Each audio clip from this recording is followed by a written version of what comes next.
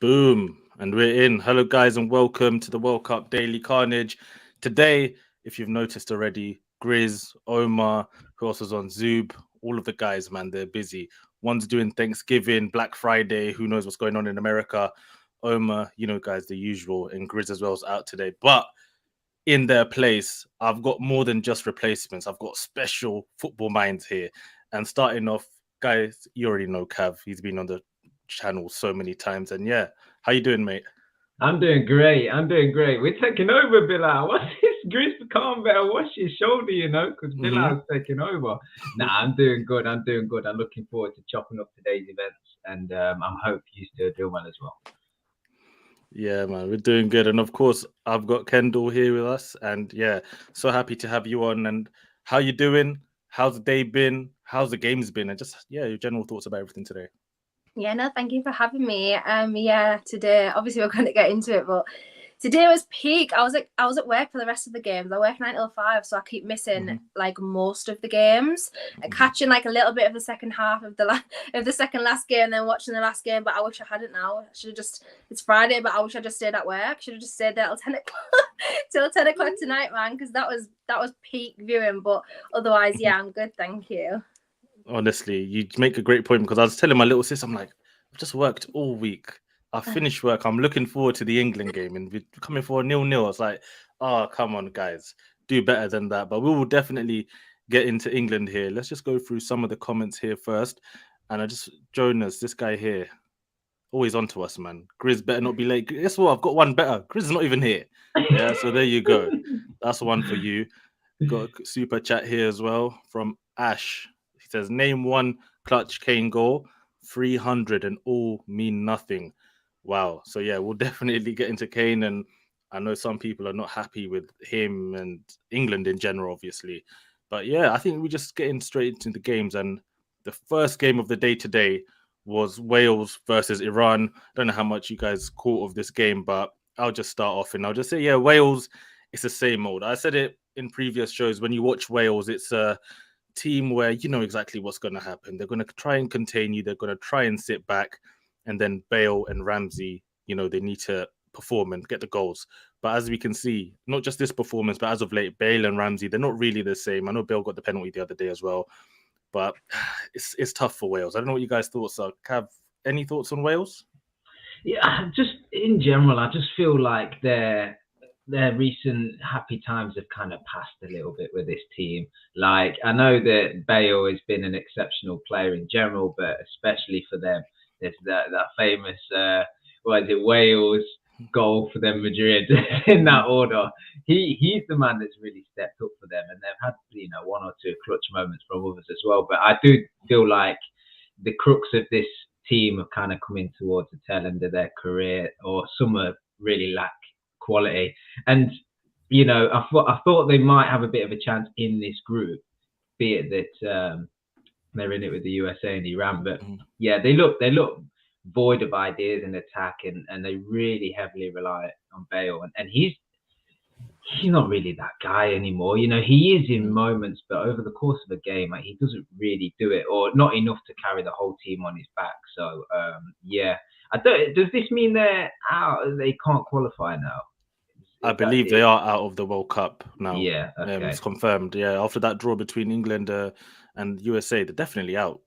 Because Iran's now got 3 points. England have got 4 points, and the USA got 2 points. There's no way for them really to qualify. So unless they win, I think maybe 4-0 and maybe things go in their favor. But for the most part, I'm pretty sure they're out. Kendall, have any thoughts on Wales, Iran, anything you just want to talk about in general as well? Yeah, totally agree about Wales. I just think, they had that really good period where they did pretty well, and they got to the semis or the quarters or whatever it was the last time. It was the semis, wasn't it? So yeah, I think that's just past now. And as Cav says, like, Ramsey's coming at the end of his career, Gareth Bale's coming to the end of his career. They took people like Johnny Williams, who's now like randomly is playing in like League 2 or something like that with Wickham.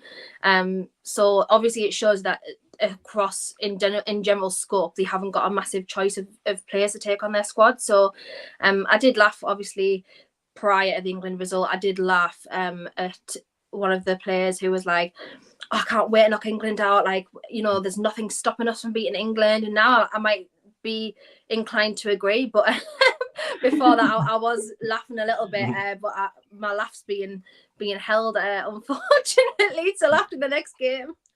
Yeah, 100%. I can't lie. I had a little soft spot for Wales.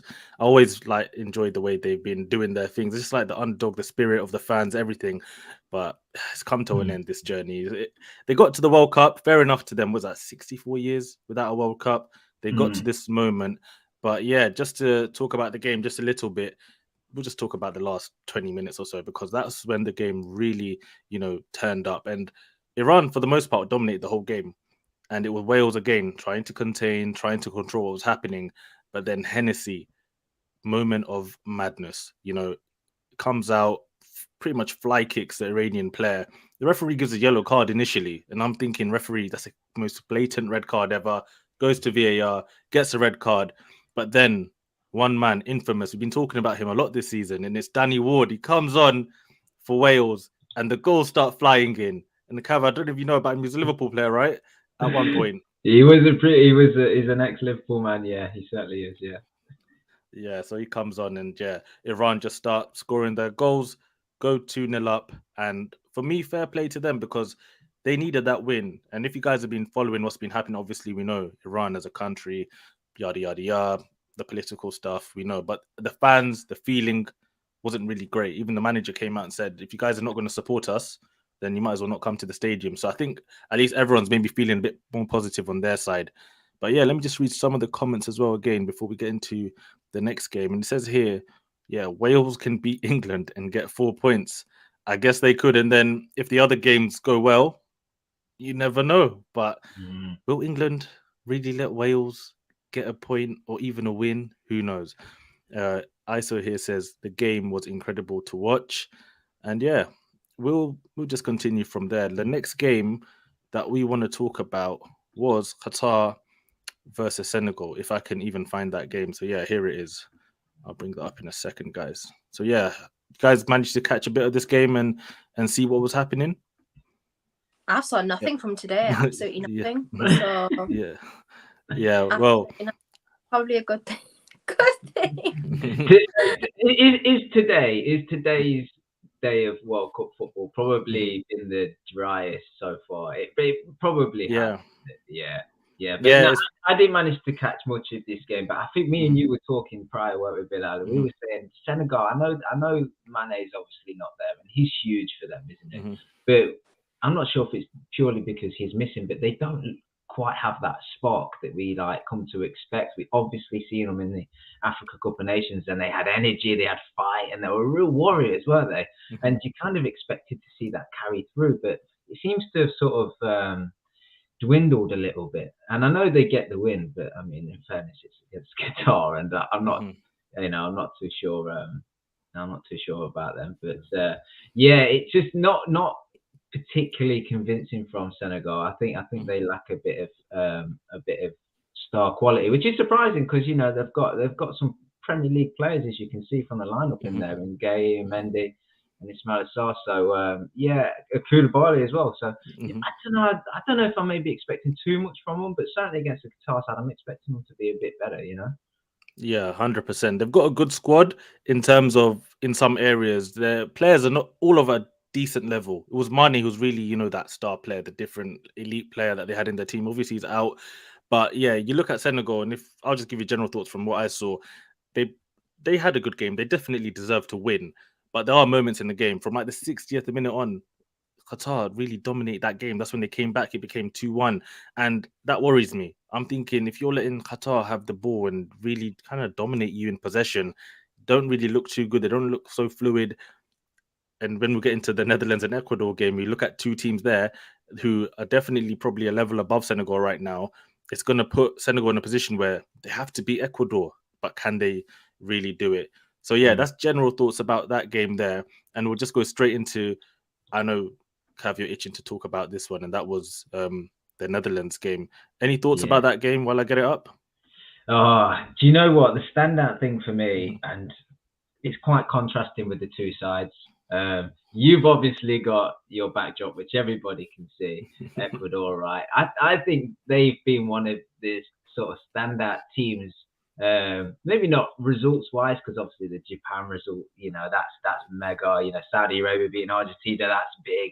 Not Ecuador have obviously done well, but I feel like their performance is just full of energy. Especially, and I'm really not going to pronounce it right. Estepinian plays left back for Brighton. This guy has got such an engine on him, up and down the pitch all game. And they've just got real energy and real fight, and they play some really nice, technical link-up football at times. And I've just been really impressed with them. And I was saying to you, this is kind of what I really enjoy about World Cup football and international tournaments is these teams coming through and bringing energy, and bringing vibes and really having a go at it. That's what I really love about it. Show heart and desire. I feel like Ecuador are one of them teams that really do that. And then on the flip side, big nation like Netherlands. I know a lot of fans will probably say it's not the best Netherlands team you've ever seen. And even though they do have some star names in there, they're the opposite for me. They just look like they play with the handbrake on it. It's just so slow, lethargic. They don't really have any cutting edge up front. I know a lot of people are quite excited about Gakpo, been linked to United of late and Liverpool of late, but they look really lackluster. And I feel like if a team like Netherlands match the energy that Ecuador put in, they'd probably go quite far in this competition. But the two contrasting teams in the way they approach the game, and it made for a bit of a dull game actually. If it weren't for Ecuador with all their energy, it probably would have been a really, really boring game, to be honest. Yeah, it's going to come to you, Kendall, because a lot of those players in the Ecuador team, we do know them from the Premier League already. The Caicedos, the Estepinans, and all of these guys where it looks like I saw somebody say today, it's no surprise Brighton are just going to Ecuador and trying to find as many players as they can. What's your maybe just general thoughts on Ecuador and even the Dutch as well? Yeah, Ecuador team, again, I really like watching how they play. They don't play like the greatest football or anything like that, or the most technical football. It's just there's always that desire there, and I love watching teams who go out and believe that they can win a game and actually always attempt to win a game. And yeah, I know obviously people say, oh, every team goes out to win, but it's not necessarily always the case. As though there could be like pragmatism in there somewhere. There could be like a tactical decision to, damage limitation, things like that. But yeah, for me, whenever Ecuador touch the pitch, they always look like there's an absolute desire and a passion there. And I think international football, you need that sometimes. It just tips you over the edge to other people. And yeah, I really like it. And Enner Valencia is always, he's one of them like clutch players. Again, he's not like the most world's greatest player or anything like that, but there's always something about him, and I do enjoy watching him. First game, I really enjoyed watching him again. Obviously I know it was against Qatar, but it's only Qatar, but regardless, I still enjoyed watching him play. And yeah, the Netherlands for me, like they're very meh. I'm watching them and I'm just like meh. Like I wanted more. I wanted them to be my dark horses. I wanted them to just show me a little bit of something. And I'm, to be fair, I'm very, very, very surprised that Sven Botman didn't get called up. Again, because I just think he would have been perfect in there. But that's just me being a little bit biased, obviously. But yeah, there's just, apart from Gakpo, there's no one that's really stood out to me as like, wow, okay, this Dutch player is really, really good. And again, they're all very, very established players who've played at or are currently playing at the highest level. So yeah, a little bit, they're just very like, they're lacking, for me, they're lacking energy. They're lacking any sort of like just technical flair that I want Dutch players to have. So yeah, all across the field, they're just very, I don't want to say mid, because I don't think the team in general or the individuals are mid, but just as a collective and how they're playing at the moment, it's just not very exciting. So need to see more from them for me, unfortunately. Very much need to see more from them. It's so strange to see an attitude, a team play with the attitude. And maybe attitude is not the right word. Maybe enthusiasm or energy is more correct. In a World Cup tournament, you might not believe you can win it because of the players you have available and the bigger teams in the competition, but you should at least give it a try. I feel like I've watched Netherlands twice now, and it's kind of, we're just here going through the motions. Whatever happens. They never really have that fight, And I watched it today, and even people like Memphis Depay's up front, and the ball comes near him, and you kind of think this is quite a strong guy. He's quite technically good, and he's got a bit of skill about him. I know things haven't worked out at all his clubs, certainly at United, but he's got something a bit about him. But he doesn't even try get to the ball when it's a 50-50, and you're a bit like, what? Come on, this is the World Cup. This is the moment. This is where you are meant to turn it on. All coming through your academy and making your moves across clubs and all of this, it's to get to this point. World Cup football. This is the pinnacle, representing your country. Show that enthusiasm. And they just don't. Like, I watched that game today, and the ball comes somewhere near, and you think everyone's gonna be going for it, and he just if it doesn't reach me, I'm not fussed. And you get like, what? Come on now, Especially when you're a player like Depay, who isn't really in favour at his own club, and you'd think like at this point in time, it's like an audition for you, and then just going to the next level, or it's like a shop window sort of thing, a situation, especially so near the January transfer window. It's like just very bizarre to me. They're not even, the trouble is as well, so they're really blunt in attack, but as a team, they don't defend particularly well either as a team. Individually, I think Ake does quite well. He brings the ball out quite well and tries to feed the ball into the forwards.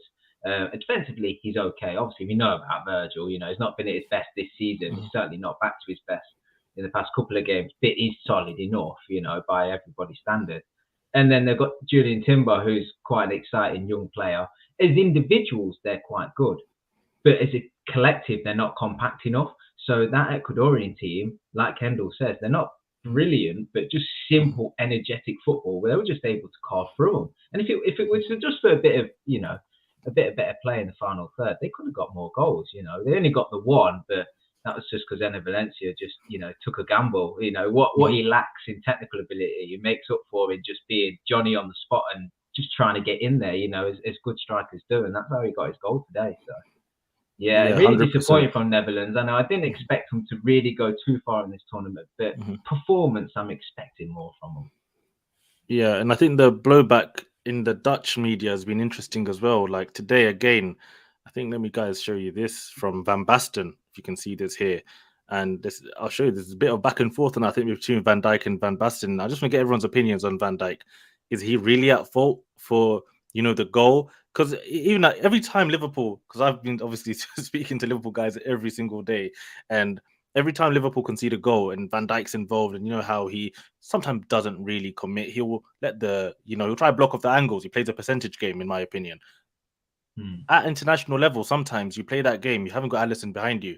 He has a goalkeeper behind him who I think was unemployed like 3 years ago. So it's a different sort of game that he's playing. But now Van Basten's saying Van Dijk is just waiting and watching him shoot. What is he looking at? He needs to be on top of him. He just lets him shoot. So this criticism keeps coming. I don't know, Cav, as a Liverpool fan, what do you think about that? Yeah, no, and to be honest, that situation right there is what Virgil's been criticised for all this season, because over the course of a 90-minute game, Virgil's solid, he's sound. There's moments where he's been roughed up a little bit, lost one or two headers where we've never used to seeing him lose headers. And first game of the season, Mitrovic turned him and he gave away a penalty. You're like, never seen that before. But generally in the games, he's fine. It's just split moments where you're expecting your defender just to get out and engage, and he doesn't. And this is where this whole Virgil aura, trying to defend with his auras come about. And they're the key moments, and we really thought that it was maybe because of the World Cup that maybe he's just got his eye off the ball a little bit. The extra 5% isn't there, but actually it looks like he's carrying it into the World Cup. It's his play at the minute. It's his form. And I think he probably just needs to, it's difficult to say because it's split-second decision-making. Do you know what I mean? So he's not actively trying to go out there and be lethargic, but I think he needs to get back to just engaging. I know he's always been such a good reader of the game that he can really coast through, but he probably just needs to switch up and engage again and really start to show everybody, I'm still big bag Virgil, and start commanding and just cutting out chances for the opposition. And then that aura will probably build, and he can probably go back to picking and choosing his moments. Now, like I say, it's easier said than done because it's split-second decision-making, but where he was, perfect before. He's not now, and I think some of that criticism's fair. Like, at the end of the day, you are a central defender. You by no means should be letting a centre forward have a shot at your goal. Like, it probably works on occasion with Liverpool in certain situations because you've got probably, in my opinion, the world's best goalkeeper. Be smart. It's international football. You've not got Ali behind you, like you said, Bilal. Just engage, cut out the chances, go back to ordinary defending. Do you know what I mean? Stop trying to be too clever with it. So I think the criticism is probably fair, to be honest. It probably is. You know, we probably should go overboard, but yeah, he should get out there. His big bad Virgil, you know, he leads that team. He should be cutting out them chances. Yeah, Kendall, as an outsider, obviously not being a Liverpool fan, but you've watched Newcastle this year and how good you guys have been defensively. And you've obviously talked about Botman, and you look at Shaw, Dan Burn, you look at all these guys that have been defending properly for Newcastle. As someone who's been watching Van Dijk over the years and seeing how good he's been, do you think he's declined maybe as a centre-back? Is he not as good as he maybe should be, going with his name and his stature in the game? Yeah, I think he's definitely declined. I wouldn't say that's necessarily like a huge decline, or he's gone from like being one of the best defenders in the world to being atrocious. Like, I don't think it's like that. It's just a very silly decline. But I do think even, obviously post his injury, I just think there's just tiny been on a little bit of a downward slope now. We're just noticing it more this season because there are some defensively astute teams like Newcastle, like Arsenal. So it's a lot more easier to pick out a mistake, especially for someone who you expect so much from in Virgil. So I don't think that he's lost any class or any ability, because I do think he's an absolutely unbelievable defender. I just think the mistakes that he's made are just a little bit more obvious and more frequent than they ever were now. And because Liverpool are playing so well, I won't say playing so badly, but they're not as good as they have been especially in the last five or so years. It's a lot more noticeable, and it's a lot more easy to scapegoat players that you expect to be the ones to drag you out of that situation. So yeah, I just think it's a mixture of things. But I do think, obviously, I don't think he'll probably ever again reach the heights that he did in the last few years, because I just think he was so good. But you know, like, the fall for some reasons always a lot more noticeable than the rise at times. Yeah. So I think, yeah, it's a lot easier to pick out the negatives. But yeah, I do think he's just not the player he has been. But that's not to say the player's not there. Yeah, definitely. And I think a couple of comments in the chat, but I say he's probably being used as a bit of a scapegoat, and that is probably true. And that comes with the territory of being a world-class player, you know, and probably the biggest in the team and the captain. I don't think if Netherlands get knocked out at whatever point they do, I don't think it'll be because of Virgil. I think it'll be because the attack's not good enough and they're not a good enough team. But he will obviously take the blame, being the captain and being Virgil, who's one of the biggest names in world football. So that comes with the territory. And look, if the guy's making errors, you just have to highlight it. Yeah, 100%. This comment here as well is making me laugh. It's Zizi says, Van Basten is a failed manager. I feel one of the greatest Dutch generations. I wouldn't take his opinion seriously.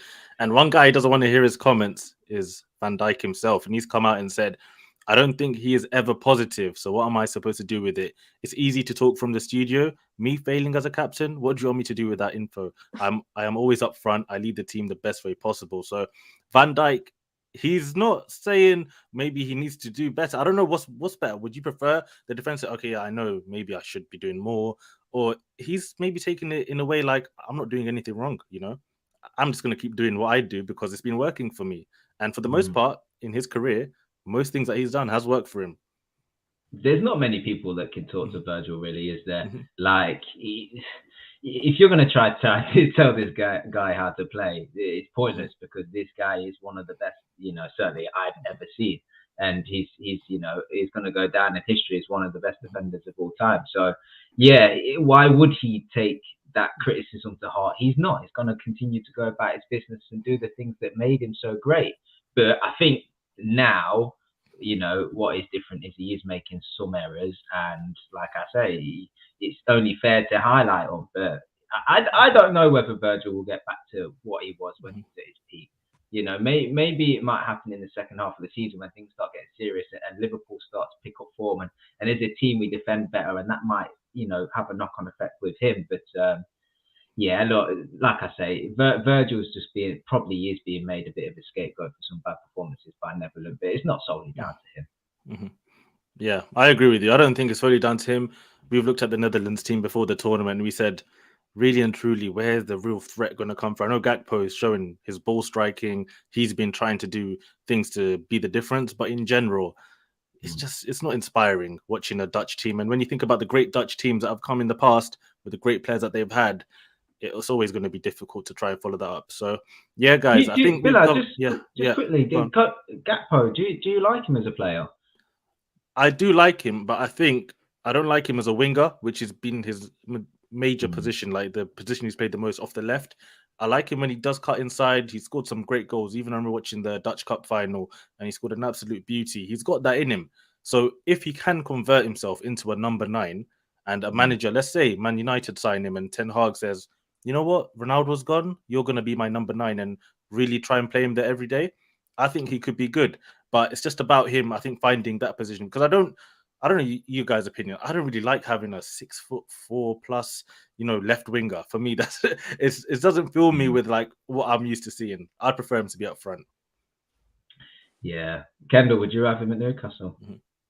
Yeah, I'd have him at Newcastle. I can't explain it right. He's one of them players, and I always say this, and people are like, "What? I don't even know what you mean." But he's a 9.5, right? This is how I always say it. It's not a false 9. And it's not a 10, it's a 9.5. He's like that versatile forward. He's not a winger, but at the moment he's also not a striker. And like it's like João Felix is like went through that stage as well, where you can't play him as a sole number 9 because he's not a sole number 9. Yeah. And then on the wing, he's not as useful. So you play him as a false 9 or sometimes like a 10 attacker midfielder. But then he does so much work in that position up front that you're like, I need you to be a bit further forward. Like you're wasted sitting back. Yeah. And Gakpo's everything like that for me. So yeah, I would have him at Newcastle. I would have anyone. Honestly, everyone always says to me, "Would you have him at Newcastle? Would you have such and such at Newcastle?" And now, because we've had so much improvement, I'm like, I'll take anyone now at the moment. I totally believe in Eddie. Like, I totally believe that he'll improve them. But yeah, I would take Gakpo. He fits like that sort of profile perfectly now. Very young, still moldable. So yeah, there's a lot of elements of Gakpo that I really, really like, but just need to find that position where he is, I wouldn't say good, because I think he can probably play a few positions. He's probably very like a utility forward, if you will. But he needs to find that position where he's most efficient at the moment, I think. So that it's just finding that balance. But yeah, I do. There is a lot of elements that I do like about him. Yeah. In a lot of ways, like a young Robin Van Persie wasn't like a 9 straight away. It took a while for him to really develop into that. Gakpo could be the same, because that way he shoots a football, that's dangerous. You've got to get him in that sort of positions where he can really show that. So yeah, 100%. I don't know though, at Newcastle, guys, you've got Isaac, you've got Wilson, Saint Maximin's not even really been in the team. We're cooking, you know. We're cooking. You're cooking. I can't believe that. We're sitting here and you're like, oh, I don't know. I'm like, yeah, I'll just take anyone. I'm still very much in that mindset. I'll just have anyone at this. When the January window starts, we'll be asking, who do you want? We'll ask you again. It wouldn't be surprising to see Newcastle pick up a player like Gakpo, because they've obviously got a lot of money now, but they've been making some really smart signings, and I feel like Gakpo might be another style of player that they would probably go for. So yeah, we'll see. I mean, I like him as a player, but I agree with what you guys have said. I'm not sure if he would work in England as such. Might be a player that works better in leagues around Europe, but also he needs that position nailing down in the right team, the right system, and with the right manager. And then he has got the attributes to really be a top player, but we'll just have to wait and see. Yeah, 100%. Let's read some of the comments here. Netherlands' problem is in midfield and on the left wing. So that's what Zizis thinks here. Eunice says here, give me Xavi Simons in the final group game. Ball retention and creativity are absolutely dead. 0.07 XG. I feel embarrassed. And yeah, Xavi Simons, what a player. I hope he does get a game, because I saw what he did to my team in the Europa League for PSV, and that was, wow, what a player there. But I think we might as well move on, guys. 30 minutes on the other games, but now it's the main event, which wasn't really a main event in the end. Would you look at the scoreline? But England 0, USA 0. And yeah, I guess I'll just start off with my general thoughts of the game. England today 4-3-3. I think everyone's happy going into the game, like sticking with the formation that won, 6-2 against Iran. But yeah, the American team, even in that game against Wales, I know they ended up drawing the game and not winning. But they've got some good athletes in there, man. The Adams, Musa, I've known him from his Arsenal days as well. McKennie, Pulisic, Weah, they're good players. And you look at their defense today, I was really impressed. And even some moments where they were put under pressure, they came out of it, man. You'd think you really pressed them, you'd get the ball off them and cause them to make mistakes. But for me, they really impressed me. But yeah, we'll get into England now. I'll get you guys' thoughts on the game as well. But were you happy with the England selection before the game? Were you feeling optimistic? We'll start with Kendall. You tell us, like, how are you feeling before the game? Yeah, I completely understood why he stuck with the same team. Because it's like you almost can't change it unless it's a serious injury, and you've got to change it. Especially when you've won it the way that you did the previous game, it would be a little bit weird for you to change it unless it was a tactical change.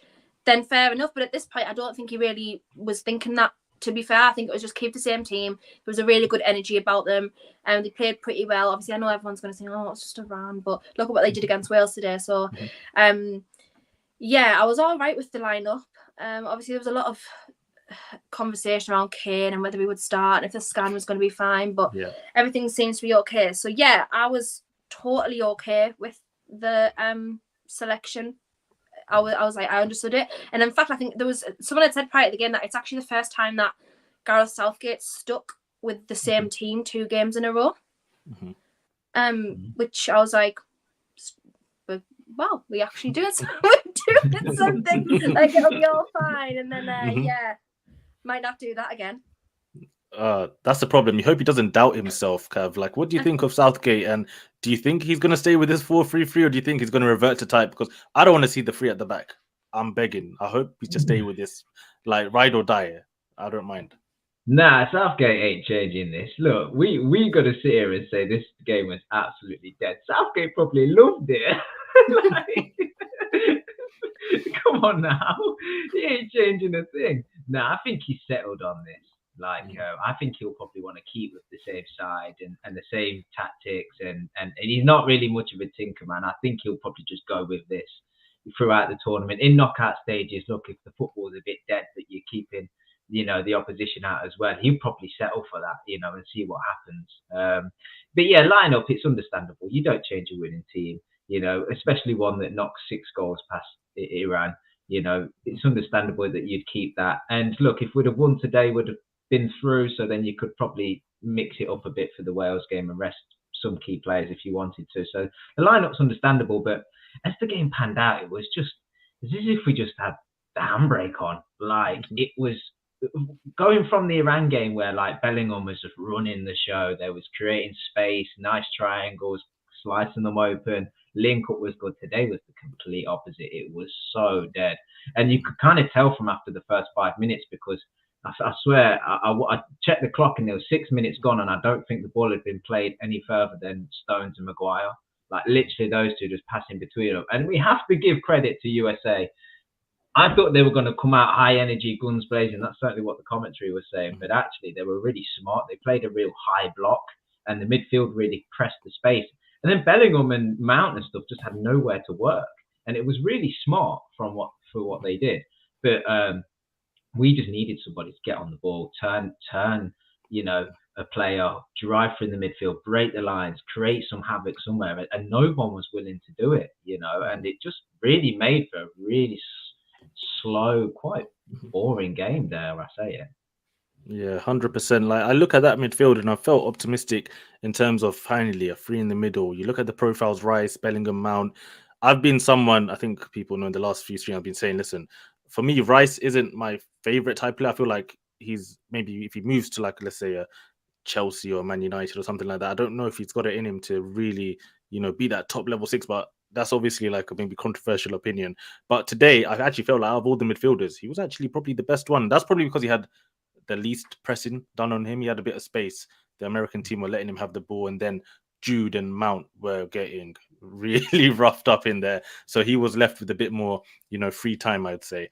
But yeah, Kendall, what do you think about this midfield? Do you think it's a midfield that can challenge the likes of Spain? We saw their midfield, what they did the other day. Brazil, if your guy Bruno Guimaraes comes in with Paqueta and Casemiro, can England really match these guys up? Honestly, how Mason Mount lasted the full match, that'll be a question. I'll take that question to my grave. I was just watching that like how. I genuinely am absolutely utterly baffled at that. I watched him. I was just like, I can't. What is he even doing? Like at first, that for that midfield, I was like, it's a really balanced midfield. I really like it.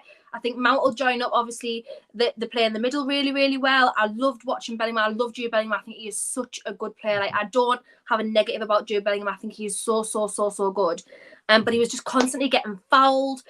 Like Rice, for me, I actually didn't even realise or think about Rice the whole first half. And I don't know whether that's a good thing or a bad thing. It was just second half. And the commentator was like, Rice. And I was like, oh my God, I genuinely forgot Declan Rice was playing on the pitch. And as I say, I don't know whether that's a good thing. Probably a good thing today because it means he didn't do much wrong. But I just completely forgot he was there. Yeah, on the outset and on paper, it looked like a decent balanced midfield. But when it got into the gameplay, USA executed their game plan perfectly. Absolute perfectly. The only thing that we were missing was a bagsman, because if they had, it would have been a whole different story. And they had decent chances. They had the best chances of the game. Their formation and their structure and the way that they approached that game completely showed our weaknesses all over the pitch. We weren't utilising space very well. It was too tight. They were defending really, really well, but in terms of with the approach of going back on the counter, because they were defending so high with a high line, honestly, everything about it just exposed all of our weaknesses. Stones Maguire just kept passing along the back. I was like, it was getting on my nerves at points. I was like just progress the ball. It was just constant sideways passing. Trippier was awful today, which for me to say that, anyone who knows me in my life, Trippier is my number one. Like, he's my number one. Obviously, currently Fernando Torres is my number one, but Trippier is like my current number one. I absolutely adore him. I've adored him for a long time. And today I was watching him, I was like, he was awful. Absolutely awful. What Harry Kane was thinking at times, I don't know. We didn't progress about 3 or 4 passes together at one time.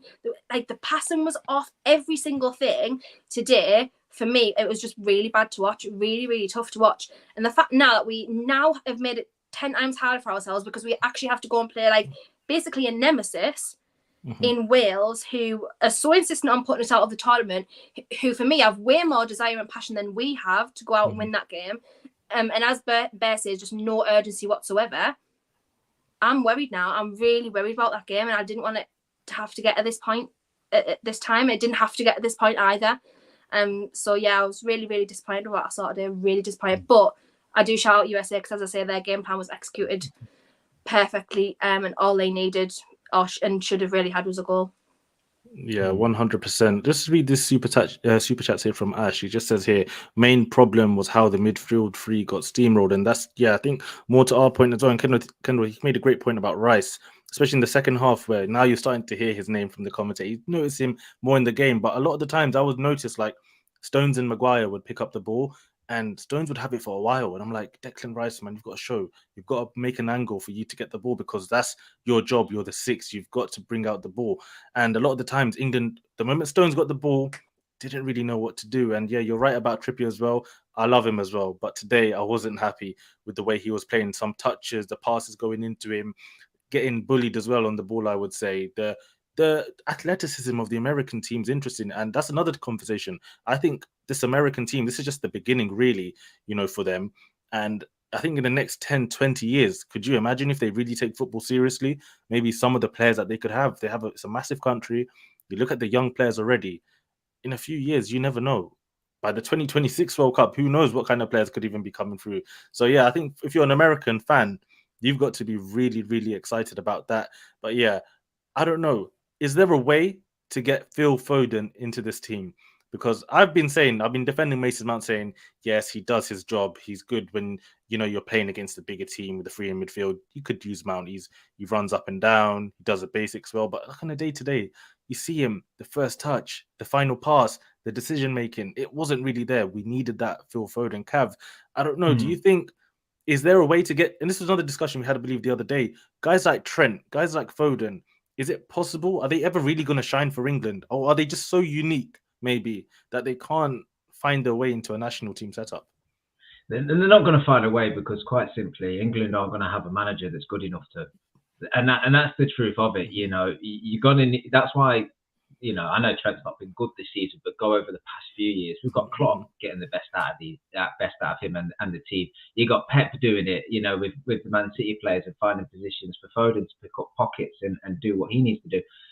Southgate ain't going to do that because he's not going to create a system with all these options available to him that's going to be tailored towards a guy like Trent or Foden or whatever. It's a system that guaranteed has Kane in it, and he has his reliables. And if you fit into it, great. If you don't, you don't play. You know. But the disappointing thing for me is I think we all agreed it's understandable why you'd play that lineup. We did well against Iran. That's cool. But you could tell even after the first half that weren't enough today. It was a different game to Iran. There wasn't the spaces there. USA set up differently. They were very, you know, combative in midfield. They were high energy. They were pushing up. And so you needed a different style of player in that team, which is where I think then you do put a Trent on. Yeah. Have somebody that actually can get the ball and ping a 60-yard diagonal on someone's chest and push that team back.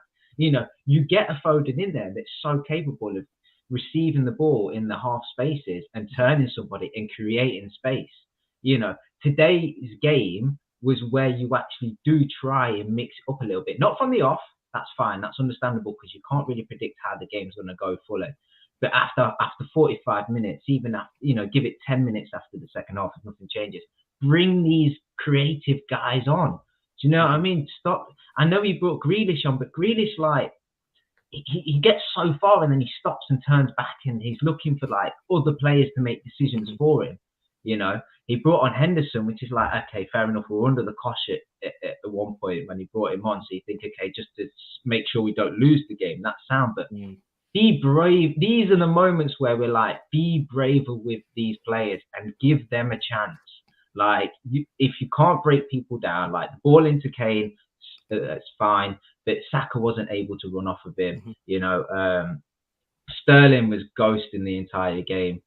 Fine, mix it up. I tell you what, I'd have even maybe have considered bringing Kane off this game and probably thrown on a Callum Wilson and just mixed it up because today that team against the tactics that USA set up and the energy they played with, it wasn't working. And sometimes I know, look, we're just fans. I'm just a fan talking online, right? And these managers have a lot more expertise than me. But sometimes you just watch these games and you're just like, I don't see where they're creating anything here. And you've got 14 substitutes that are Premier League, Champions League winning players, bags of quality. And you're just like, this is the moment. We're in a group stage game where even if we lose, we've still got another opportunity. We don't get knocked out. Now's the time you actually try these guys. You know, you put these guys on. Let's go and give them a chance. And he didn't really. And Grealish come on, didn't really do anything. Henderson come on, didn't really do anything. And that's the way the game was going to play out. You know, if in some respects we were kind of lucky that we didn't end up losing because I thought USA created some really nice moments at times. Yeah, now for me, I look at that England team, and for years I've said it. You know, when Jamie Vardy was doing his thing, it's like, I wish he could just play for England because that sort of directness in international football is mad. Pace kills. We saw it with French team the other day with Mbappe and Dembele. France don't play the greatest football. They've been in a bad way. But when you have that level of pace in your team, you've got to find a way to use it. That's why the Callum Wilsons and Marcus Rashfords, they could do a job in the international level.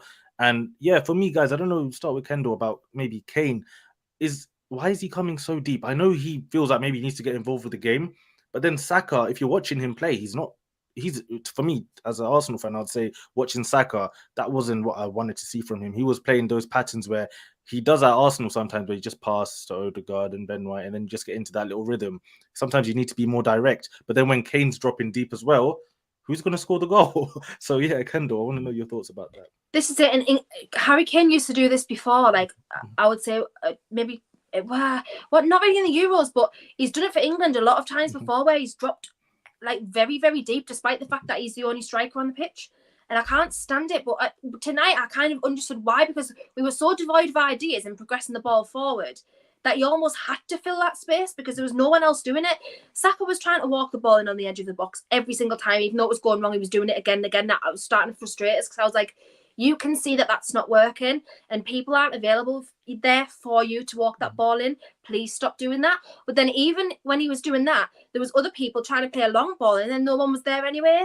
So I can't stand it when Kane does that either myself, because I just think, well, you kind of wasted there. What's the point in dropping so deep? But because we were so devoid of ideas and there wasn't any creativity going forward and we weren't ball carrying or anything like that, you kind of just had to fill that space in between the midfield and the front three, if you will. So yeah, so I kind of get why he was doing it, but it's still very, very frustrating.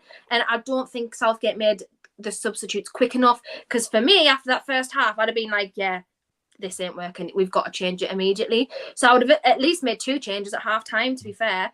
And we could still see it was still going wrong.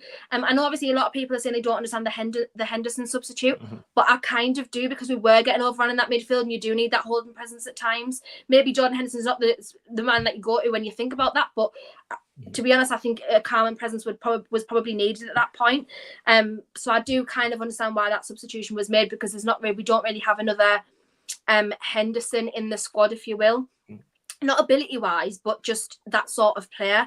Because obviously, like, Conor Gallagher's a little bit more, again, progressive. So there's not really anyone in there that you could really replace there for that sort of presence. So yeah, I just was really annoyed at the subs as well. I just thought, why have you made that substitution? I really don't understand. I don't know.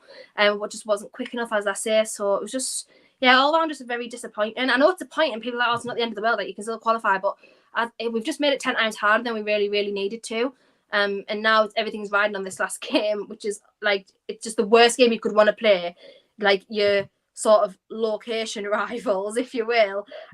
You really don't want to have to play that game. So yeah, it's frustrating. Just no urgency, no desire, no want to win that game. And it was just very, yeah, I totally agree with that, by the way. I don't know how Foden doesn't get in, especially after watching Mount, because I don't actually think Mount was that great against Iran either. I think he was okay because everyone across the board was pretty all right.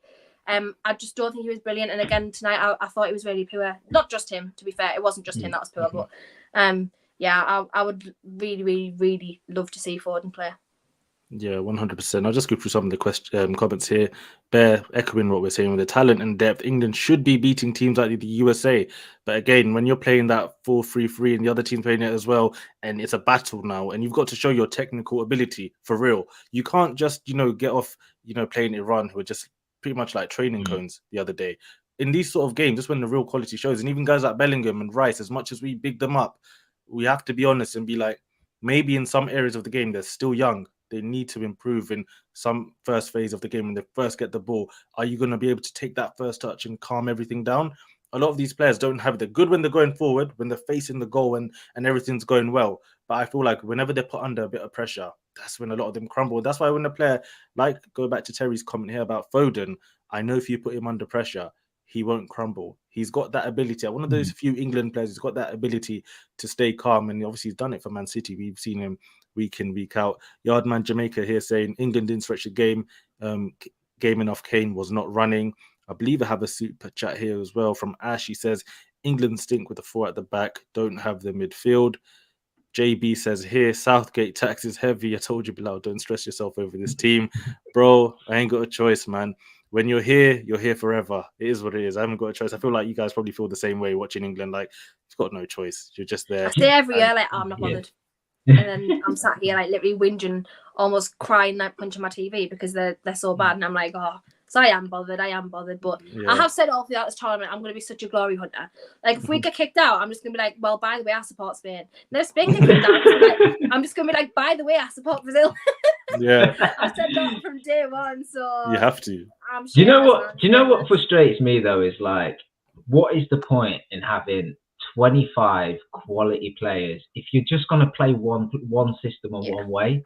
Do you know what I mean? Like, and this is what gets me. It's like, we've all agreed the lineup was fine for today's game, but after a while you're just like, okay, it's not working. I know Kane is incredible and he's the main guy for England, but what is the harm just looking at today's game in front of your eyes and going, you know what, him dropping deep into a really energetic, USA midfield that were playing really well. We don't need bodies in there. What we need to do is stretch their opposition. They've got Ream and Zimmerman as centre-backs. They're not blessed with pace. I tell you what you do. Bypass the midfield. Go to plan B. Don't even try get into that battle in the middle of the park where it's really congested. Just stretch them. And I tell you what, if Kane's not that guy, cool, stick Rashford on then. Stick Wilson on then. Pull Sterling off. I'd probably leave Saka on because I think he can still do that. Pull Sterling off and put somebody else in there. There's different ways you can do this game, and that's not the luxury that all teams have, but England do, because they generally have quality in depth and different styles of players, and that's what's annoying. It's just like you might as well just have a good 11 and leave everybody else at home then. Do you know? What is the point in taking people like Trent? I know Maddison's not available, but would he have got on? Probably not. What's the point in taking Foden? What's the point in taking Rashford? Because you're only just chucking him on for the sake of making subs. Try and change the game. Try and go with something different. You can't just have plan A throughout the entire tournament and expect to win. 100%. Even little things for me, like I wish, like at times you saw Saka and Sterling just switch wings, and see what you guys can do on the other side. Cause a bit of a different issue, because a lot of times just getting a bit stale. But yeah, with Southgate, with England, it's going to be like this. But one glimmer of hope, I guess. Do you guys remember the Euros? England, Scotland 0-0, and England that game had a stinker, but still they got past that, made it to the final. So you never know. Bear again here saying Southgate doesn't take risks, man. Yeah, he's a very, very cautious manager, and that, like, sometimes tournament football, you need that. You need pragmatism sometimes, and a lot of pragmatic football has won tournaments before. But like in a game like this, you're not at the final. You don't have to be safe. Like, go out, and especially if the first half's not working, if the first 45's not working, then you just think, oh well. I'll switch it up. I'll see what other ideas we have, but we were just void of ideas. It was the same thing over and over again.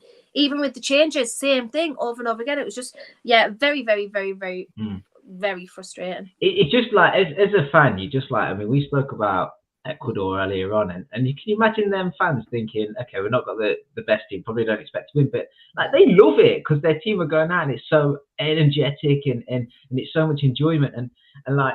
Me personally, right, I prefer my club football over my international football. I love Premier League football because there's so much, excitement. There's so many good players, there's so much vibes. It's exciting, it's fresh. And then you get to England and you've got all them same players, but it just feels so much of a drag. And it's just like, it shouldn't be. We as England fans, with the likes of Foden, Grealish, Trent, Kane, Saka, these are exciting players. We should feel excited watching these games, and instead it's the opposite. And even if we'll probably qualify, we'll go on, and we might be pragmatic at times, and we might reach a semi, maybe even a final, but it's not inspiring enough for me, and it really should be with the players that we've got. Yeah, and even last game, I remember I said, like, this might be the first time I feel optimistic and just positive, excited to watch England, just because of the lineup, just because of the no longer the three at the back, and then the young players. But I think, just the intensity, I think Terry again says it, he smashes it with this comment, says, no players at fault, it's all about the system and attitude. You've got to be just on it, man. You've got to want to fight. And the teams like Ecuador that we talk about always want to fight. Just want to read this comment here from Isan Films. Big up, Isan. Great guy as well. Go check out his stuff, Grizz always says. So yeah, if you need anything, go check him out. I'll echo what Grizz has been saying. And he's asked here, and I'll just put this question all to us guys, man. Bilal, do you think Harry Kane is overrated? And I guess I'll start because he's asked me. I don't think Harry Kane is overrated, but there are some aspects of his game where he's not going to have that ability really to do everything by himself, like a great striker like the Luis Suarez's that we've seen, the Thierry Henry's, these guys that can take the game by the scruff of the neck and then do it all by themselves. Kane, someone wants to come deep, and it's just a different sort of game. Even guys like Benzema, they've shown they can take the game by themselves and really change things. Harry Kane, for me, in the big moments, international level, even for Tottenham in the big moments, has shown he's not really just done it. I don't know what you guys' thoughts are, because he's not overrated. I think everyone rates him like he's a top-class striker. But it's a case of, in that last moment where you really need to drag a team, can he do it? Because so far, for me, hasn't necessarily shown it. So yeah, Kendall, if you want to start with that one, I guess. what bothers me today about Harry Kane is because, again, I totally agree with you, Bilal. I think he is a very good striker. He's good at what he does. Simple as that. He's very good at what he does. We've seen it. Records don't lie. He's very, very good at what he does. But for me today, you're the captain of that team, right? And you probably haven't had any best game, but neither has anyone else. And he was just sauntering around. And I was like, if that was me, I'd be trying to like rejuvenate everyone. Like, come on, we can do this. Like, the only person I saw doing that was Jordan Pickford. And I was like, you know, that's bothersome. That's bothersome to me because you're the leader. You're the one who needs to hype this team up. You're the one who needs to, again, as you said, take the game by the scruff of the neck in a 0-0 draw where it's been pretty boring. You've done nothing. The team's done nothing. You need to be the one to do that. And as a striker, you have every ability to do that. Obviously, I know the service was limited today, but again, as a striker, you seek out those balls and you seek out those opportunities.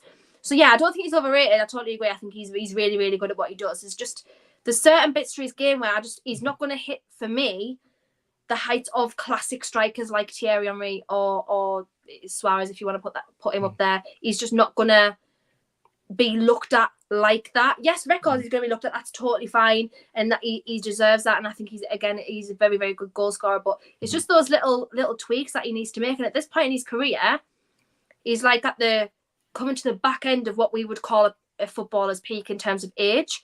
So I don't know. I just think I just want to see just that little bit today. That it was really, it was bothersome to me today the way that he behaved. Again, he wasn't the only one, but I just wanted him to just that one chance. All he needs that one chance, and yeah, it was just a struggle. But I don't think he's overrated. I think he's rated as highly as he should be, really. Yeah, Cav as well. Like, and this is Kendall as well. Like the Fernando Torres. I know you guys both love him. Even for me, he was a great striker as well. Those sort of players where they just got that X factor. Has Kane got that X factor for you? It's so difficult to say because how can you really question a guy that gets the amount of goals that he does in the best league in the world, you know? But you are right. In the big moments, he doesn't really do it. And that's really what, you know, takes the shine off whether he is world class or not. He's obviously been in a Champions League final, didn't really turn up there. You know, with England, he's not really turned up in the final again. Yeah, the really important moments where you need to step up, he doesn't. But he's a strange footballer because, like, it happened more so when Mourinho went to Spurs. He like became a bit more of a 10 and started dropping deep, and he picked up and he's a really good passer and crosser with the ball. And so then the Spurs system was like Son and now Krulevsky would run off him, and he would, you know, drop deep, pick up the ball. He's really strong, holds it well, turns, plays it out to the fullback, or pick out Son. And you've seen that goal so many times. But he's also a great finisher, and sometimes it's played into him. And sometimes this is the thing with England. I'm like, what system do you go with Kane in the side? Does he come deep? In which case you need pace on the wingers and willing runners and third men runners from midfield, or do you just tell him just to stay in the box because he's a world-class finisher and trust the midfielders behind you to create and just get involved naturally, but you don't have to come so deep. It's very difficult. I feel like he's just one of them players where the right team, he would have achieved more trophies wise. He's an individual, he's a very good footballer, but yeah, he's just a bit of a strange one for me. I don't like talking about him because I can't quite compute why I can't call him really good, but he is really good. I can't call him world class, but you almost feel wrong for saying he's not world class because of what he does achieve individually. So yeah, it's a very, very difficult one. He probably needed to leave Spurs and go to a Man City. I know he tried to push that, but if he'd gone to Man City and won a league, maybe we would be looking at him a bit differently. But you know, that's the thing, man. He's always going to have that in history. You know, when people look back in 10 years and look back at people's careers, I know like Olivier Giroud, the shouts in 10 years are going to be ridiculous. I'm going to hear crazy comments from people about how good this guy really was when I was watching him the whole time. But then guys like Harry Kane, we know how good he is, but his CV, the big moments, are they really there? So a lot of people, I think in 10 years, in 15 years, we're going to look back and be like, I think people are going to question him in that sense. But I just want to read this comment here from Blue Chip in the building. And he says, Yunus Musa, come outside English media. This guy is very shameless, man. But I'll give you Yunus Musa because, as I said, that's my guy as well. So yeah, big him up, 100%. But yeah, let's just look at the groups and table and just see how everything just, is shaping up right now. Avi will kill us if we don't, but we have to give USA their flowers today, because that midfield especially were brilliant. You know, Tyler Adams included. He was all over the park. You see the moment where he put that challenge in against Saka and he flew up and you know, chucked his fist in the air. And I think that's almost what I was expecting from England players. And Kendall mentioned it. Only Pickford really shown that emotion, but he was exceptional. Yunus Monsah, he was fabulous as well. You know, very similar to Jude in a sense, actually. How he plays that number 8 position. He's only, I think he's 19 still, and he plays really much more mature above his age. And then it's McKenzie at Juve, and McKennie.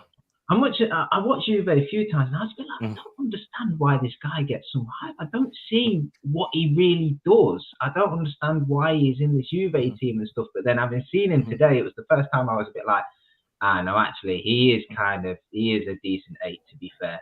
You know, but he might be one of them players that needs good players around him and energetic midfielders around him. But he played well, and as a 3, I thought they were really, really good. And to say they were better than a 3 of Rice, Bellingham, and Mount, you know, who, I mean, I'm a Liverpool fan, and I'll do anything to get Bellingham at the minute. But on today's performance, Monsah was the better player, you've got to admit. So you mentioned it earlier, they've got some really, really exciting players. And is it Wright and Weah up front? These guys could be sprinters or triple jumpers. Have you seen them? They're like 6 foot, lean as anything. You know, muscle as well. They look like they could do really well in the right side as well.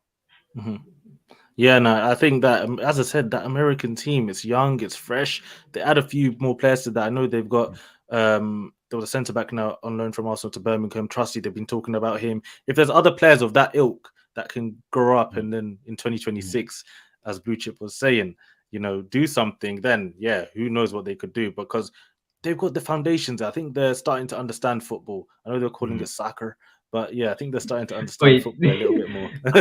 I watched, I'm not sure if you watched on ITV like I did, but one of the mics must have been right near the American fans, because all you could hear was the American fans talking like over the commentary. And it's just so funny. I'm not going to repeat anything they said, because I might offend some people. I certainly don't want to do that. But you know, like when you watch English football week in, week out, and you're so used to like certain phrases and how people speak, and then you hear the American fans, and it's just like, nah, this is cringe. This is so weird. I mean, all the Americans that I follow, I don't know if you guys are the same, like they hate their own commentary. They're like, I'm going to listen to Spanish commentary even if I don't understand what they're saying, because what they're doing out in the States, I don't know. The real football people are not enjoying that there. Let's just go through a few comments here. And Asad says here, the lack of creativity and ability of a midfielder to turn and run towards goal after receiving the ball is England's biggest problem. And 100%, I think we've all mentioned that first phase, then second phase, England really, the midfielders need to improve, and maybe it's something to do with the coaching and how they've been brought up.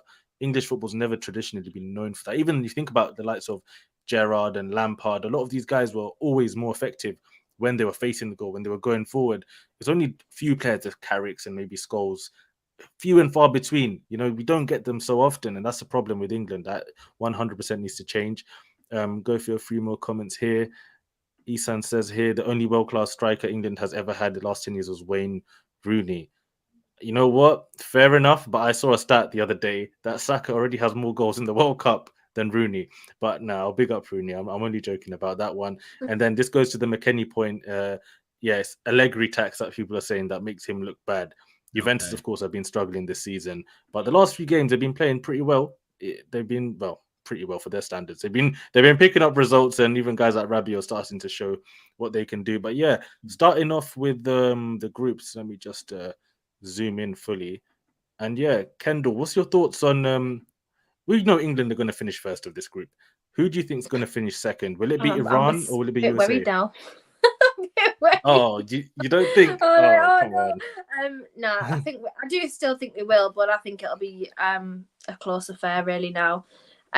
With what I've seen with the USA, then I would have expected it to be them now. To be honest, I really thought it was going to be Wales, but at this point, it's probably not going to be. So yeah, I would say, because obviously USA have got Iran next, so that'll be very interesting game, very, very interesting. If I see the desire that I saw from USA tonight, then yeah, I'll probably back them going into that. So I would expect it probably to be USA at this point.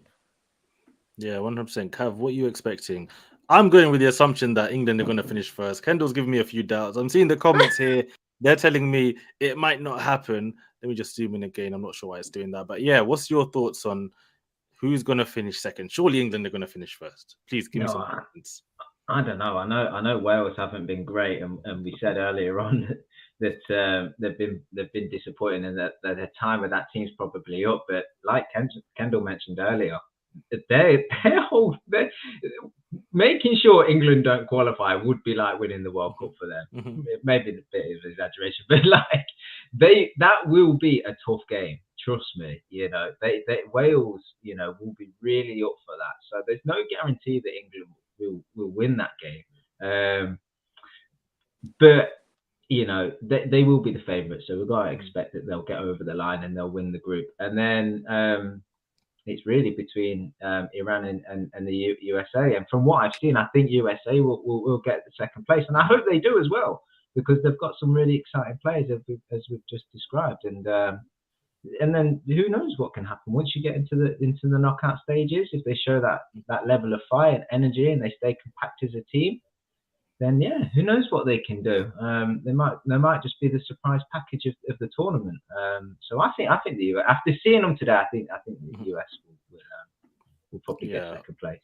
The US for me looks so good, like in all aspects, but Iran, they've just got that more quality in terms of just finishing. The Taremis, especially, what a striker he is. I remember he was linked to the Premier League move earlier. I was like, 30 years old, is anyone really going to take a gamble? Maybe they should have. But yeah, this is the other group of the day as well, where this is tight, man. Like, well, even Netherlands could come out of this group. I know they're playing Qatar, so they shouldn't lose that game. They should win. So you'd expect them to go through. But Ecuador, Senegal, do you think Senegal can do it? Because for me, I really doubt Senegal's ability maybe to beat Ecuador. But it wouldn't be the most surprising thing, really. If they did win, you wouldn't be like, oh, wow. But yeah, what do you guys think about it? Kendall, do you have any inclination as to which way this could go? I just think it's just going to settle the same as it is now, I think, in my opinion. Because again, it's just lucky for the Netherlands that the games have fell the way that they have for them, because they've now got Qatar, who are out of the tournament, so you'd expect them to now go and win that, meaning that they secure first. So yeah, to be fair, a lot of these two groups, of course, a lot closer than I expected them to be at this stage. So it's been quite good in the sense the football hasn't been overly great and the games haven't been overly great, but as a general collection, it's a lot closer at the moment than I thought it would be. So, which I like, because it just means it's a little bit more competitive. But yeah, I would expect Netherlands to top the group, and yeah, probably Netherlands and Ecuador making it out of there for me. Yeah, 100%. That's what. Yeah, I think that sounds fair. And I think England are going to end up playing. Let's say Ecuador finish second, it'll probably be England versus Ecuador then, right? And wow, I don't know, with the energy of Ecuador, that worries me now. That honestly worries me. Like, I'm concerned now. I was like, oh yeah, easy route to the semis. Haha. My fault. Yeah, that's my fault. Jinx and everything. The Enner Valencia could impact them. I know we were speaking about it before we come on. He came off on a stretcher and then just got to the dugout and then just sat down on the bench. I was like, what's going on here? Just getting a lift off the pitch. I've never seen this before.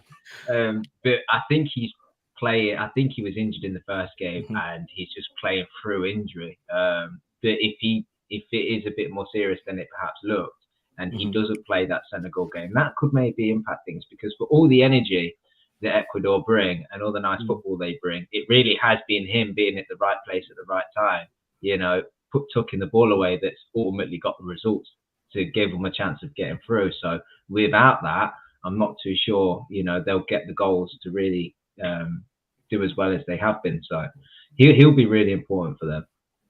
Yeah, 100%. I think, like, even when he was coming off, you see that number 26, he was coming on the pitch. I was just looking at him. He was having some mad moment. And the energy he came when he came on the pitch, I was like, it doesn't even matter if Enner Valencia's out. They're going to be a problem regardless. But I think let's just preview, I believe, tomorrow's game. It's going to be, I think, Group C and Group D that are going to be playing. And I think it's getting really interesting now. It looks like Argentina, if they even draw this game, they could be in trouble. But yeah, if they lose this game to Mexico, they're playing Mexico, by the way. So just so everyone knows, Argentina, Mexico. If Argentina loses this game, I think they're out of the World Cup. Wow. Well, they should be. So yeah, it could be a very sticky situation for them. And I'm seeing Messi. I think it's 2 years since Maradona's passed away, and obviously everyone in Argentina and around the world of football is feeling that one. But surely Argentina not going to go home. Kendall, would you think? Is there any chance they could maybe go home early? I mean, there is a chance. There's totally a chance based on the first game. There's absolutely a chance that they could go home. I'm very surprised, though. I was so disappointed with how they played in the first game. So disappointed. I just think that little bit extra just gave Saudi Arabia that, obviously, the win. And yeah, I was very disappointed. To be honest, I was expecting kind of them to get to the point where they had to play Brazil, and then whoever won that, I was like, I was going to win the tournament. That was my thoughts initially. So yeah, maybe, do you know what? I think at this point everything I've said is wrong. So I think I'm just gonna have to just stop speaking on football. I'm gonna have to start following a different sport and be wrong about that instead. Because honestly, this tournament is throwing out the maddest surprises. But if I was them, I would not want to be playing Mexico right now. Because to be fair, that Mexico-Poland game, I quite enjoyed it. It was very it wasn't like the most exciting game of all time, but I thought it was quite pretty well balanced. So yeah, I wouldn't want to be playing Mexico right now, or Poland really. So yeah, the tough position. They really had to win that game, and they didn't. So it will be very, very, very sad to see Messi go out in the group stages, to be honest, in probably what's going to be likely his last World Cup. So yeah, very peak. Didn't expect to be seeing that at all. Yeah, Cav, in terms of Argentina, do you think, number one, they will go through? And let's say they do go out. Does that affect Messi's legacy long term? Like, we know we talked about Kane just a minute ago, but Messi, for many of us, including me, I'm like, he's the greatest player of all time, But if he leaves in the group stage of this World Cup with a team that people have been hyping as the most, cohesive unit Argentina have had in years, is this going to give a stain on his legacy, do you think?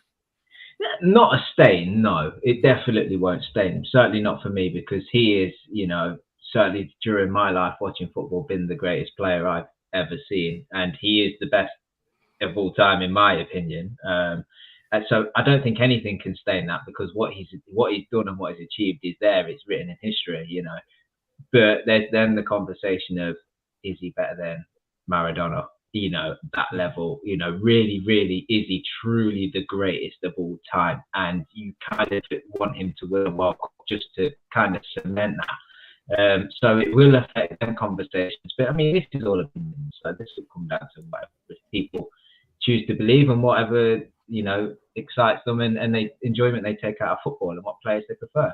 But I think it is really, I really did want, just to put a cap on it, like I say, it's the best I've ever seen. I just wanted him to win the World Cup, and then that's it. That's the end of that story. I can live easy, I can rest easy. It all makes sense. Football is all complete. Cool, we roll with it. But he's got an opportunity here, because they've got some real stars in that Argentina team to go on and really win it. But from that first performance, what we really seen was that they don't really play as a team. They've got really brilliant individuals, but there's no real fluid play. There's no real great link up. There's not that, natural build up in attacks that you would kind of expect, especially with a player like Messi. You think he would kind of link it together. But it didn't quite happen. It didn't quite click. And really, for them to win the tournament, that's got to click almost right away, especially against Mexico, to even get through at this point. So it's not beyond belief that Argentina could be one of the early favorites to leave the competition, which would be a real shame. It would be a real shame, because like I say, they've got some real exciting players in that side and stuff. But I think at this stage, what we've probably learned from the tournament so far is that heart and desire and the willingness to fight and run is you know, is worth more than individual quality at the moment. You know, we've seen it with Japan, Saudi Arabia, you know, and other teams, USA today. They've not got the most quality individually, but, you know, when you put together that much heart and work rate, then you can get your rewards. Now, I think the cream will rise to the top when it gets to the knockouts, and the two teams in the semis in the final will probably be the big names. But certainly at this stage, Argentina might be full victim to that kind of enthusiasm that Mexico might bring tomorrow. So they've got to, really be careful. But we'll see. I thought with the thing with Messi, right, is for quite a while he's been this player that coasts in games. He kind of walks around. He did it like the last year or two at Barcelona, and it was like, I remember the commentary at the time around it was that he's really intelligent. He's just reading the game. He's looking at where the spaces are. He's looking at where the weaknesses are. And I always kind of thought, I just feel like he's kind of resting on his laurels a little bit here. And I don't watch so much of PSG, but like I've got friends that do, and they say like he's pretty similar, to be honest. It's like moments where he chooses to play and he links up with Neymar and Mbappe, and it's like brilliant. And then you see these goals fly in and they're incredible. But over the course of 90 minutes, he does just seem to walk around quite a lot. And you kind of think, you know, if Argentina are going to progress in this tournament, that he probably needs to change that and be like, I need to go back to being the guy that just collects the ball and dictates the tempo instead of just letting the game pass him by, which is what I thought happened in that first game. He just didn't get on it enough. You know, at times he was like, there was a counter attack and he was just willing to stay offside and just wait for Argentina to get the ball and progress back up the pitch. And I'm a bit like, at some point, Messi, you've got to roll back the years and be that guy that gets back onside, gets the ball, forces things to happen again, and not wait for them moments, because them moments might not come and you'll be out of the tournament, and then what a great shame it will be. So, yeah, I feel like he's probably got to really step up against Mexico. Yeah, 100%. I think even towards the last few years of Barcelona, Messi was starting to just take it, not like he's declining, but his energy levels in terms of running up and down, even at his peak, if you guys think about it, really, there's a lot of times in games where he would just ghost and then boom, Messi comes, but he had that devastating, ability to just get past players, pace, everything to really kill a team. So yeah, now he's getting older, it's more understandable that he can't really do everything by himself. So up to the Lautaros and the, Dybalas, if they get on the pitch, to really start doing something for the team. But just quick fire before we move on to the next group, guys.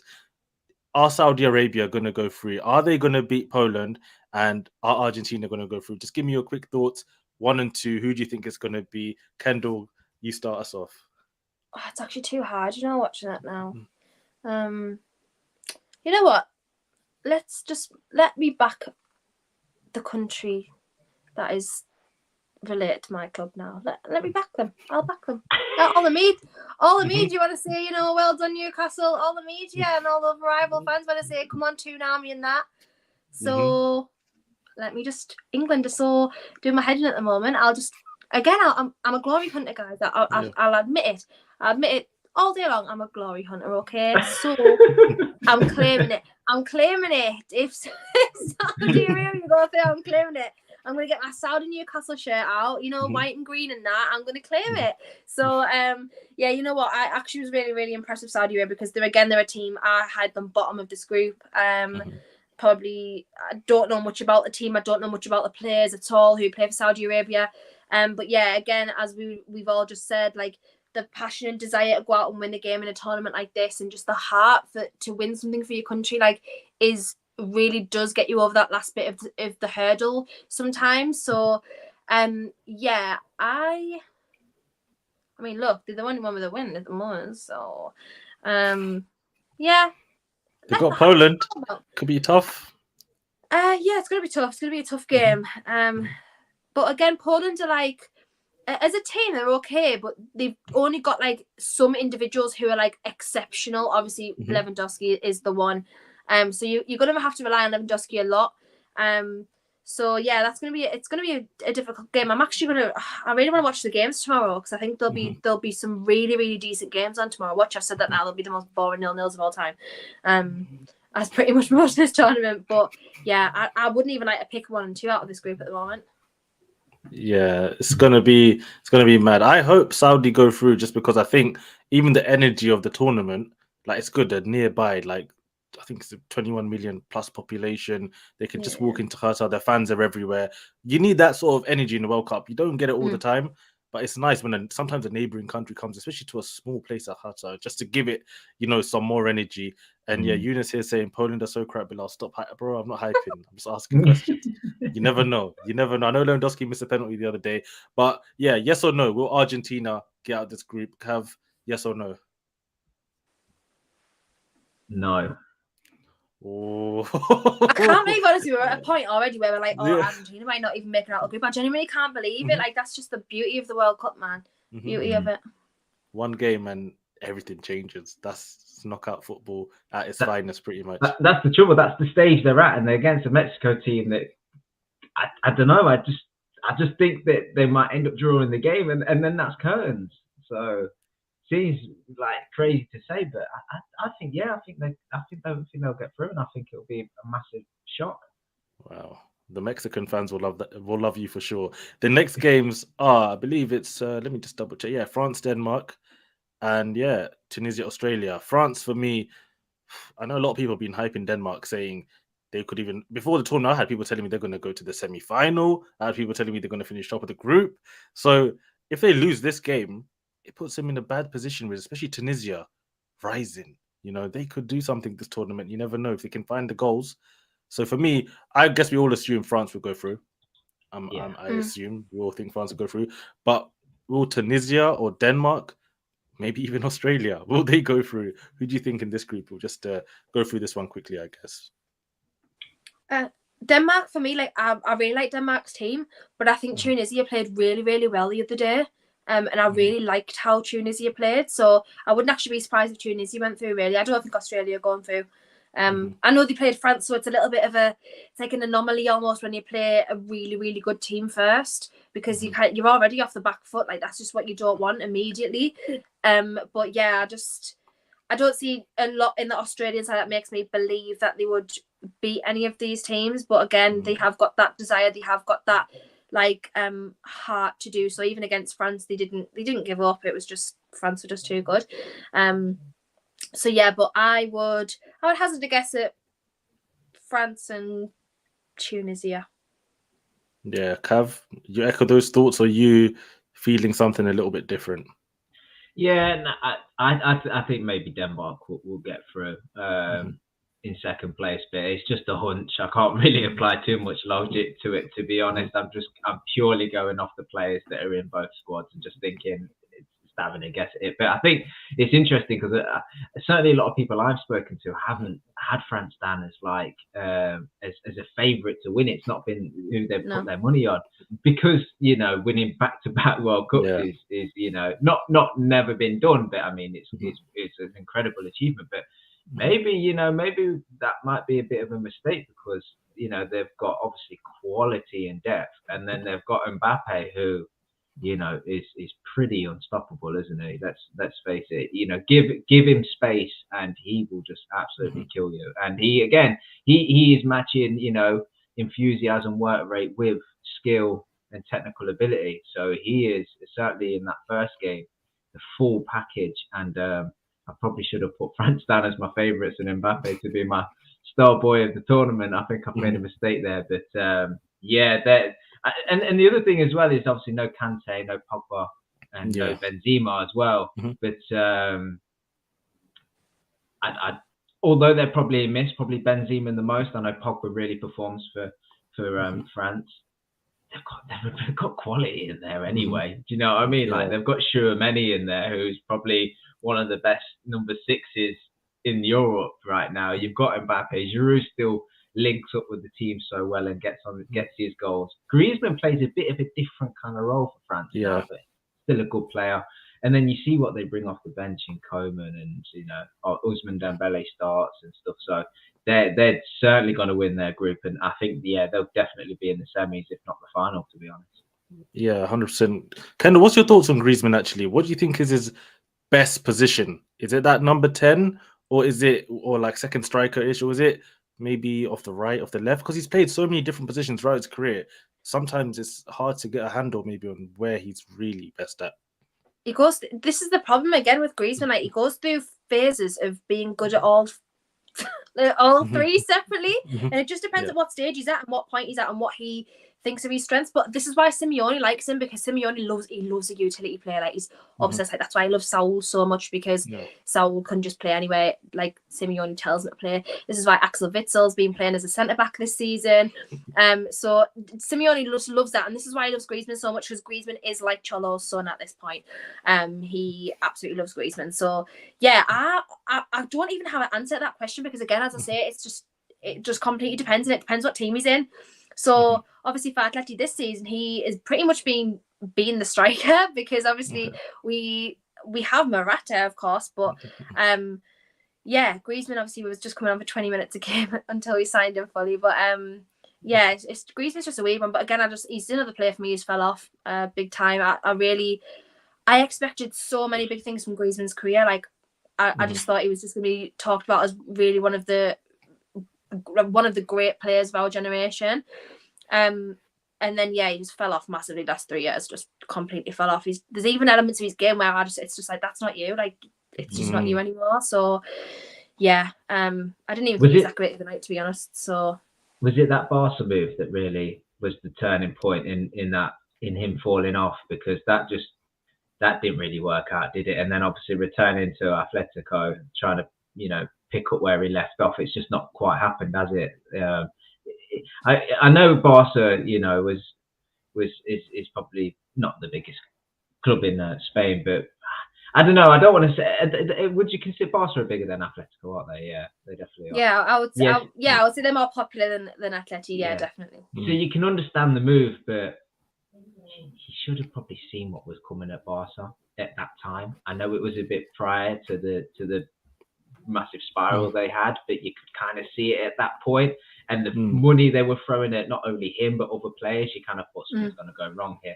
Probably a bad move in his career, and a real shame, because like he's one of them players that is what I call a real modern day player, because he really understands, the football social environment as well, and you see it in his celebrations and his hairstyles and all of this. But unlike Pogba, who does all of that, he actually was doing it on the pitch and was an exceptional player and getting really good performances in there as well. So I loved him as a player, as a package, and it's a real shame that he has had that spiral in his career, because I thought technically he was brilliant.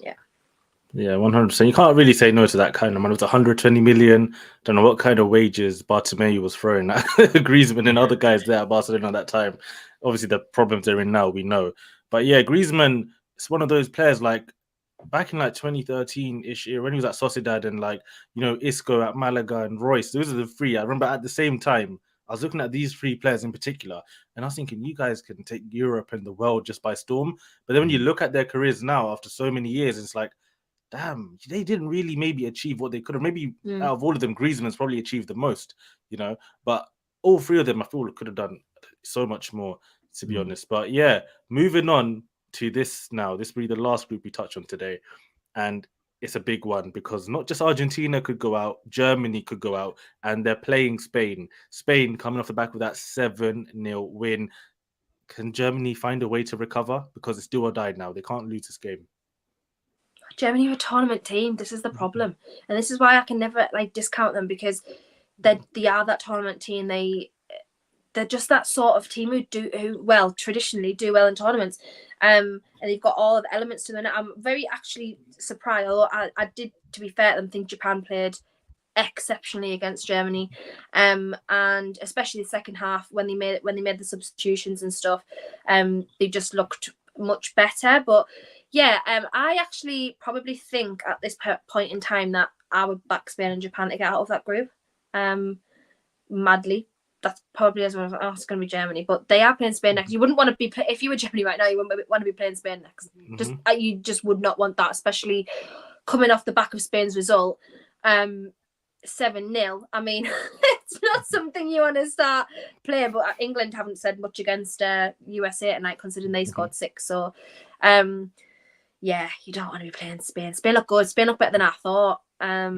I wasn't expecting Spain to look that good. I mean, I love Lucho, I love Luis Enrique, and I love a lot of the Spain team. Spanish players have always been my favourite.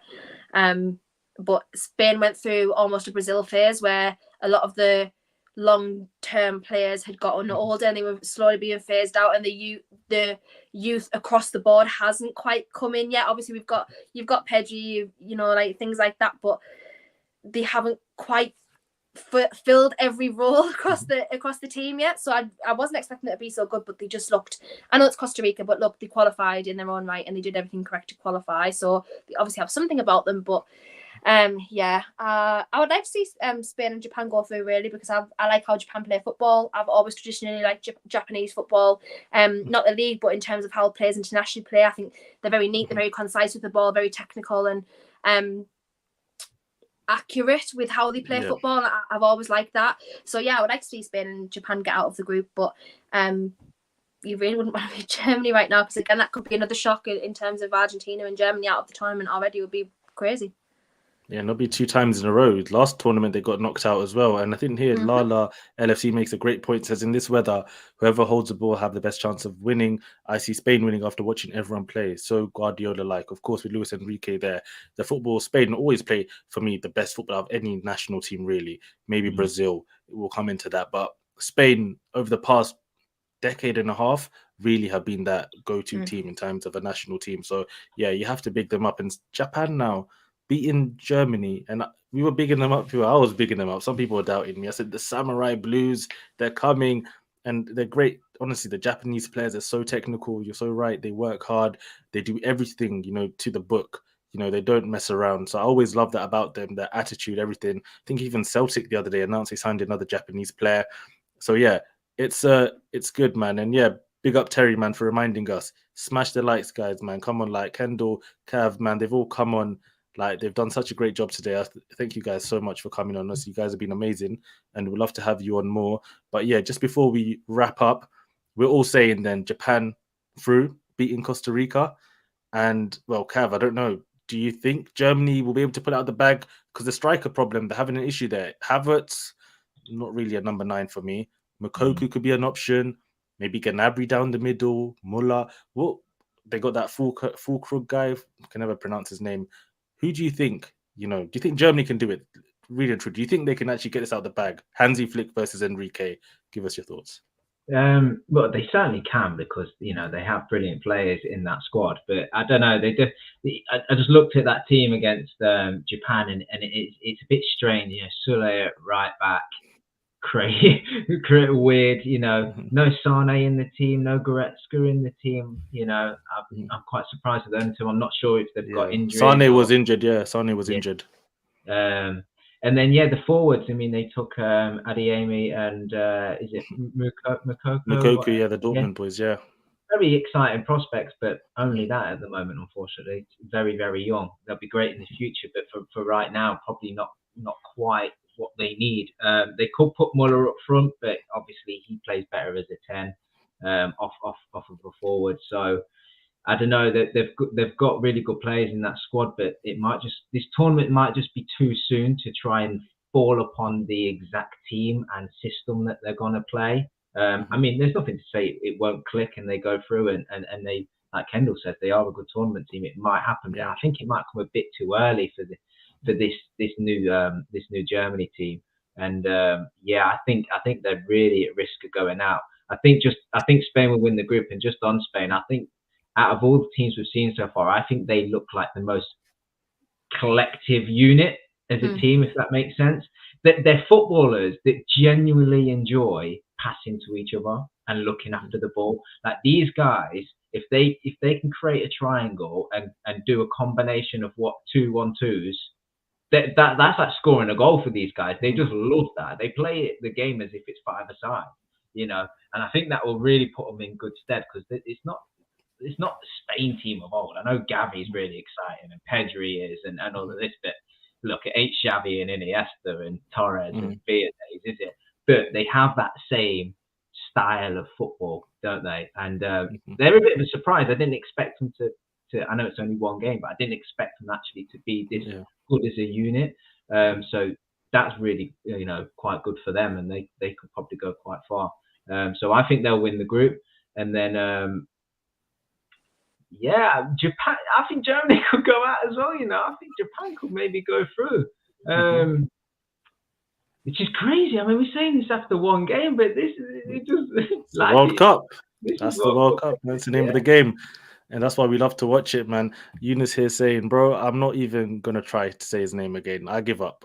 I'm going to figure out, it's like, what's his name? The Napoli guy, Kvaratskhelia. I can't still. Why am I trying his name? Yeah, I can't even say that one. Yeah, big up Terry as well, man. Great guy. And yeah, I think tomorrow, the weekend in general is going to be crazy. Imagine Argentina and then Germany both get knocked out. What's that going to do to the World Cup? Even the fixtures down the line, when the tournament keeps progressing, it's going to be more and more interesting. But yeah, guys, I think I've taken up way too much of your time already. As I said, if you guys want to tell everyone where to follow you, how to find you, and yeah, you guys can start in, I guess, any order you'd like to start in. Go on. Kendall. Oh, thanks. Yeah, if you just want to find me on my socials, it's just here, Twitter, Instagram, YouTube, Twitch, anything like that. It's all Kendall Rowan. And yeah, I'm just hanging about doing bits and bobs here and there. If you want to go and check out the Overlap or Gary Neville's The Overlap, check out there, because you'll find me there, and you'll find lots of other amazing fans speaking out their clubs there as well. So yeah, if you want to find me, then you can and you will. Yeah, definitely go and follow Kendall, man. Great content creator, great personality, great everything. So yeah, big you up so much for coming on. And Cav, yeah, tell the people where they can find you as well. Yeah, just on Twitter. I only appear on these podcasts when the guys invite me to, so you'll only see my face when Grizz pesters me or Bill asks me or whoever. So yeah, if you want to chat, I'll always talk football all day, every day. You can, I'll drop my Twitter handle in, and you can follow me on that if you want to. Yeah, definitely, man. Yeah, Cav, again, big yourself up for coming on. We love you coming on and giving your opinions as always. But guys, that's been a great show. England, you know, they depressed us a little bit, but I think we're all a bit cheered up now, looking forward to tomorrow's games. But yeah, guys, peace. Cheers.